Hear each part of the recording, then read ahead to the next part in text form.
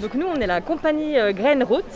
Grenrot, ça signifie la racine verte en vieux norrois, en vieil islandais. Et on est une compagnie de théâtre et de reconstitution historique. Donc d'un côté, on a un décor qui a été créé par nous-mêmes en grande partie, qui est dans la période historique des Vikings. Et en même temps, on fait du spectacle vivant où on reprend la mythologie nordique, les contes scandinaves, islandais, et qu'on met en scène ensuite en rue généralement. C'est un peu un hasard, parce qu'on s'est tous rencontrés pendant un festival qui s'appelait le Ragnarok Festival à Simandre-sur-Suran. C'était il y a 3-4 ans il me semble, sauf qu'il a été annulé. Et par la suite, la cinquième personne qui est ici, qui est présente dans cette compagnie, Alexandre Chorderet, qui était la base de cette compagnie, nous a tous dit venez, on se fait une compagnie viking. Alors, on a tous eu un peu peur parce que la plupart des compagnies vikings font du combat. Et nous, on fait un peu l'escrime médiéval, mais tout ce qui est combat viking, tout ça, c'est pas tellement notre univers. On est tous un peu issus du milieu du théâtre, ce qui fait que ça nous a bien botté. Il nous a parlé de l'Edda, qui est le recueil mythologique écrit par Snorri Sturluson. Et de ce fait, on a un petit peu étudié ce bouquin et on retranscrive en direct les contes de la mythologie. Puis c'est vrai qu'on avait quand même tous un attrait quand même pour le côté médiéval déjà, de base un petit peu. Et après on s'est orienté plus vers quelque chose de viking pour être plus spécialisé. C'est le côté de pays du Nord qui nous attirait particulièrement. Ce qu'on souhaitait justement, pour reprendre ce que tu disais par rapport au combat, il y a beaucoup de compagnies effectivement qui font du combat et nous on avait vraiment envie de valoriser cet aspect littéraire, culturel en fait des vikings qui est moins connu. On représente souvent les vikings comme des grosses brutes sanguinaires, buvant du sang de leurs victimes dans des crânes. Et nous, on voulait montrer plutôt le côté plutôt délicat peut-être de la culture. Chez les vikings, il y avait ce qu'on appelait les skalds, qui étaient donc les poètes, les conteurs et les artistes qui se baladaient de ville en ville pour raconter les histoires, les sagas, dire ce qui se passait. Ils avaient un art poétique tout à eux, un art poétique très riche et très complet dont il reste encore des traces aujourd'hui, même s'il est encore méconnu. Et nous, on a décidé que du coup, à l'instar de tous ceux qui feraient du combat, nous serions des skalds, et qu'on ferait de la poésie, qu'on ferait du théâtre, qu'on ferait de la culture, et du coup qu'on ferait de la culture, du théâtre et de la poésie viking. On voulait aussi démocratiser un peu cette culture viking qui est justement très peu connue et assez mal connue. Donc nous, on a envie plutôt d'avoir une autre vision de ces vikings. Alors là, on propose exclusivement des légendes qui proviennent de l'Edda poétique. On va amener ça, on va surtout amener un petit peu de... beaucoup de compagnies le font aussi, nous on le fait un peu moins, ça commence à venir, c'est un peu de vie de camp. Tout ce qui pourrait se faire sur un camp historique, on va dire, ou même un village. Donc il y a un petit peu de tressage aux cartes, il y a des jeux, voilà, il y a certains jeux.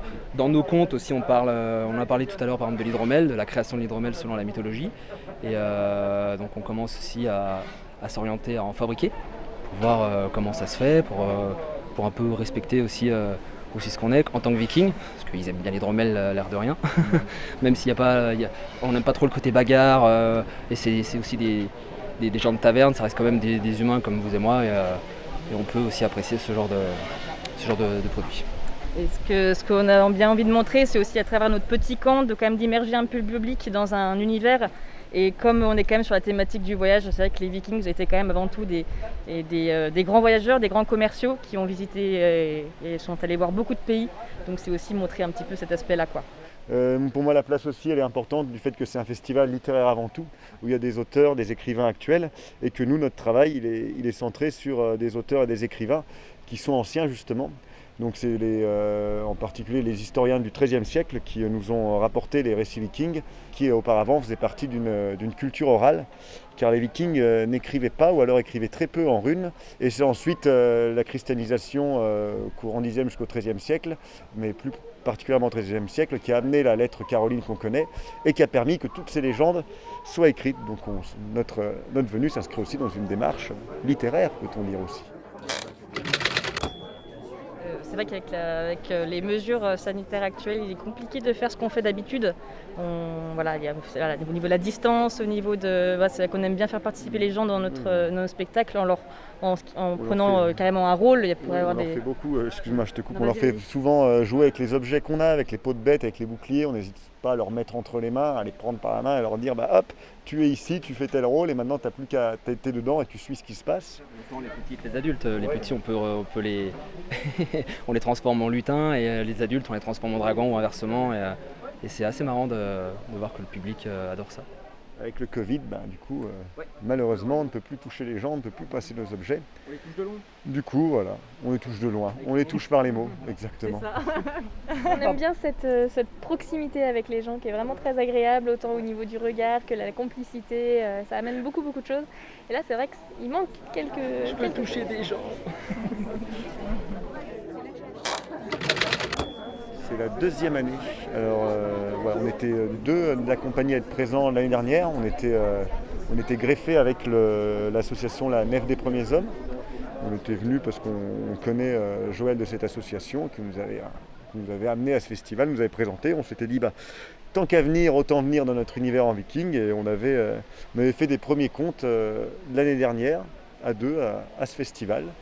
Et c'était super, c'était très sympa, ça n'avait pas trop mal marché. Et du coup, c'est avec plaisir qu'on revient à 4, même 5.